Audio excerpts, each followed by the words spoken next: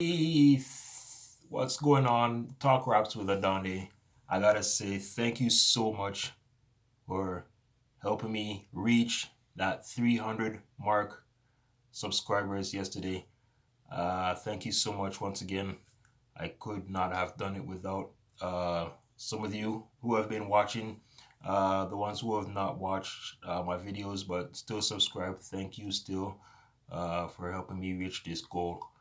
Raptor Nation, last night lost. Uh, Although it still stings me, but as I said, it's not a surprise that you losing to this Pistons teams where a coach that used to coach for the Raptors know the system well, and it's unfortunate that you can't find ways to win, even with not being healthy. No Van Fleet. Watanabe didn't play. Chua didn't play. Apparently, I heard that Chris Boucher did leave with soreness, so he had to leave the game. But now the Raptors are 7-7 on this young early season as of right now, and these are the type of growing pains that the Raptors are gonna go through with games like these. You know what? This is where you take the opportunity, and these are the types of games that you have to find ways to win. You're 7-6 for last night's game. You're playing a opponent that is 2-9, rebuilding. The Raptors, I know they're not rebuilding, but maybe other people will think that they are. But although the Raptors have better players than what on the Pistons have, it's no excuse that you should not be losing these games, right? But as I said, now you got to put this game away. And, it's going to get tougher now because Monday you play a Portland Trailblazers team that, their season is not gone all that well. Damian Lillard, he's not having a wonderful season so far. The only probably player uh, on the Blazers team is guys like Norman Powell, and the way he's uh, playing so good for the Portland Trailblazers. Uh, Monday it's gonna be very interesting, to see former Raptor Powell against former Blazers Gary Trent Jr., who spent most of his time there before with the trade, and it's gonna be, I believe it's gonna be the first time since the trade that the Raptors will play in Portland after the trade, and but this West Coast West trip for the Raptors is gonna probably be one of the biggest tests because out west is where most of the great teams are. You're gonna have to play teams like the Warriors, the Jazz. I mean, Sacramento is Sacramento, but we all know how those games between the Raptors and Sacramento usually end up, right? It's always one team showing up the other, and you might get a high scoring game. I remember there was a game where I think was it last year or the year before where the Raptors scored 144 points and Sacramento scored 141. Something along right there, right? So, tough West Coast trip coming up for the Toronto Raptors. Now, um, you know, Pascal Siakam, well,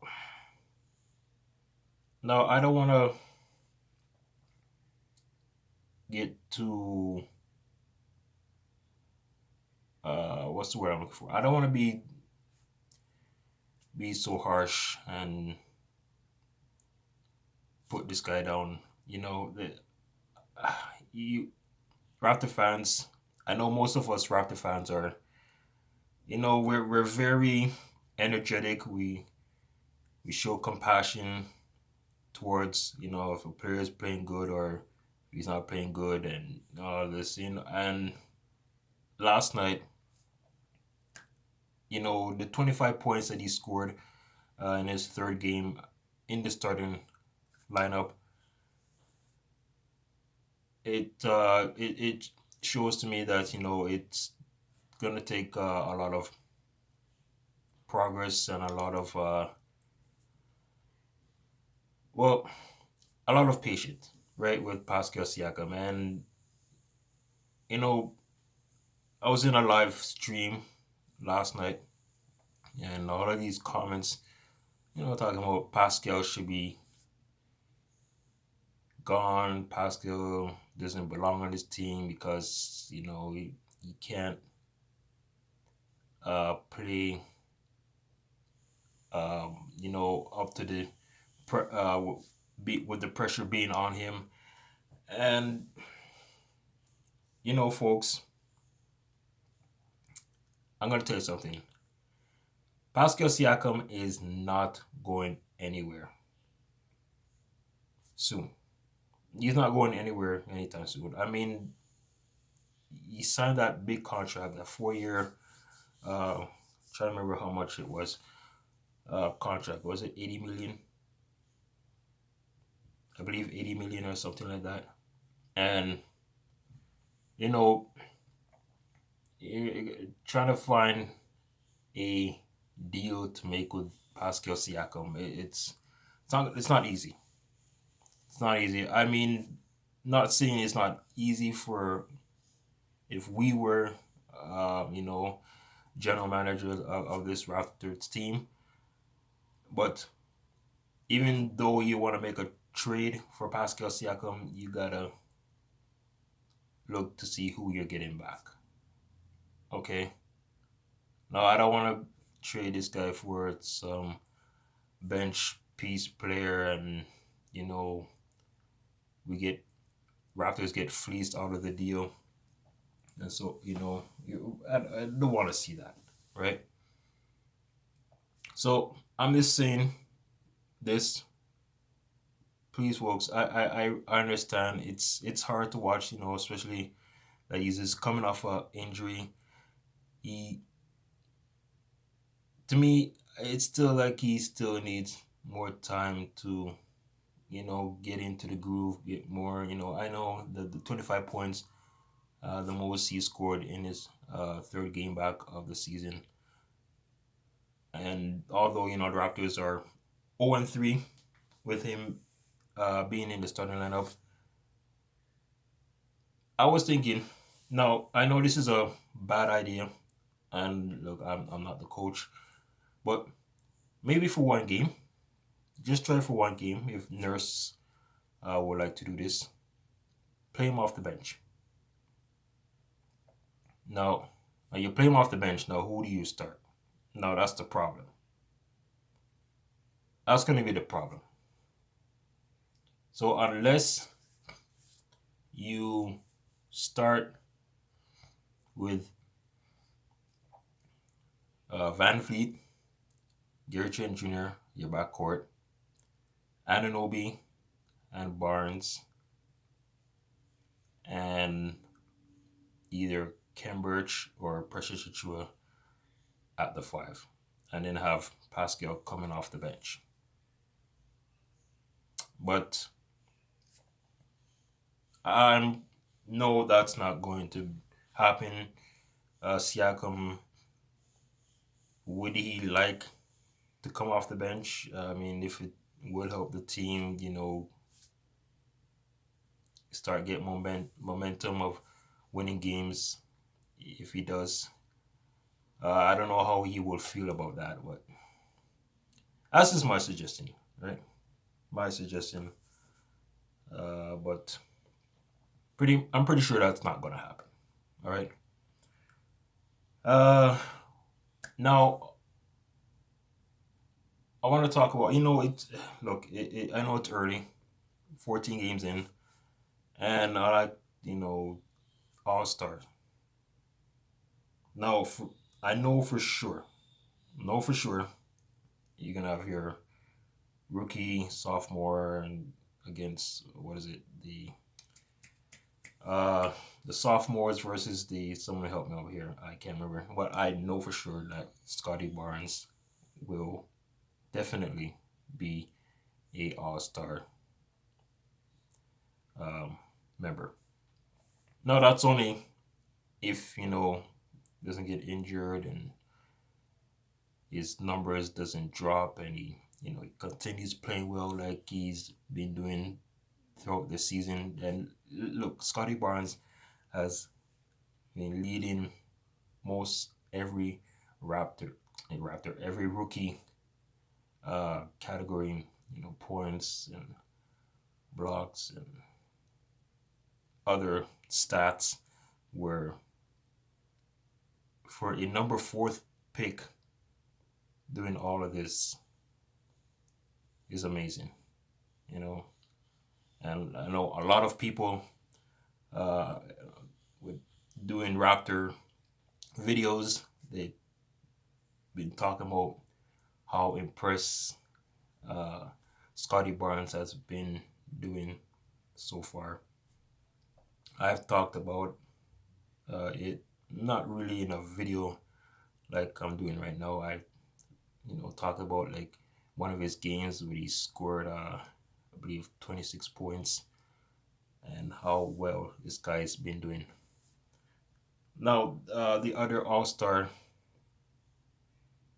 for me, if this comes down now, this is where I want to see more um, stuff from this guy, and that's Fred VanVleet. And you know, Fred, being in this league for what, in his fifth year, undrafted, has never been to an All Star game, never been voted, much less. And now he's the one of the leaders of this team because no Kyle Lowry uh, on this Raptors team. And if Van Vliet can show poise and a lot of heart and make make his name out there, uh, it would be nice to see if he gets voted for the All Star team, right? And he made a post. He like to make the All Star team. He would like to be a defensive player of the year. He would like to have a lot of other stuff that will go towards, with him being a NBA champion, right? So those are the two guys: Scotty Barnes for the rookie side and Van Fleet for the All Star. And another name probably come up is OG Ananobi. He could probably shock a lot of us if he continues playing uh, like how he is right now, uh, getting voted for the All Star team. But look, it's November 14th. The All Star game is not until February, so we have a long way to go talk about All Star nomination, right? And which of the Raptors players will get in for the All Star team. All right, folks. So that's all I have to say for today in this Raptors talk. Just like to hear your thoughts, and thank you for watching once again. And remember to give a thumbs like, for my videos. This one also. Thank you again for helping me reach 300. All right. Thank you so much.